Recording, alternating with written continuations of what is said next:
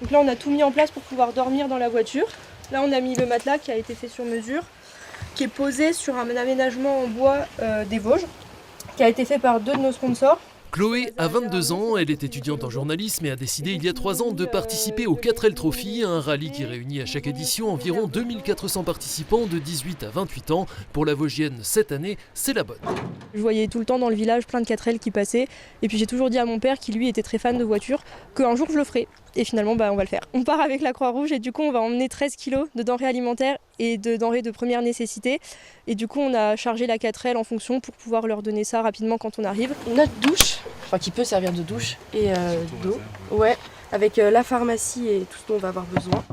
Pour accompagner Chloé dans ce périple de 6000 km, Victoria, sa copilote, elle habite La Baule et étudie également le journalisme. C'est justement lors d'un stage que les deux amis se sont rencontrés. On est parti sur le projet juste autour d'une coupe de champagne. Je pense qu'on avait bu 1 ou 2 et elle m'a juste regardé, elle m'a dit viens on part et je lui ai dit vas-y go.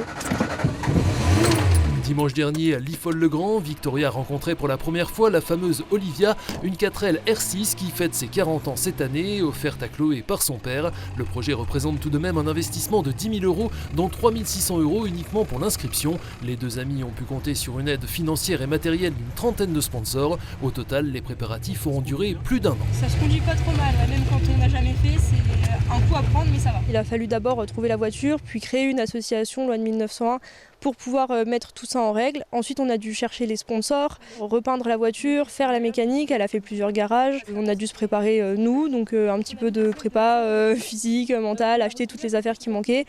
Beaucoup de mécanique, beaucoup d'apprentissage, de changer une roue, de changer un filtre à air. Et puis elle est partie aussi un moment au garage pour faire tout l'aménagement intérieur. Et puis sinon, on s'est fait un aménagement avec des casques anti-bruit et un kit intercom pour qu'on puisse discuter entre nous. Pilote le temps d'une semaine, les deux jeunes femmes ne mettront pas de côté leur formation en journalisme. J'ai proposé en échange de ma semaine de repos de faire un sujet sur le 4L Trophy. Donc du coup, mon directeur a accepté super gentiment. Donc je vais lui filmer un petit sujet avec quelques plateaux, quelques beaux plans et puis je vais essayer de lui rendre ça dès que possible. Je pars avec mes caméras aussi donc ça va être cool, je vais pouvoir faire des vlogs et moi je kiffe.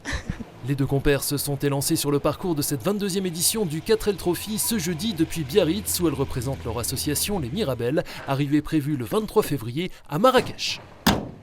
Parfait, impeccable. Elle roule super bien en plus, c'est cool.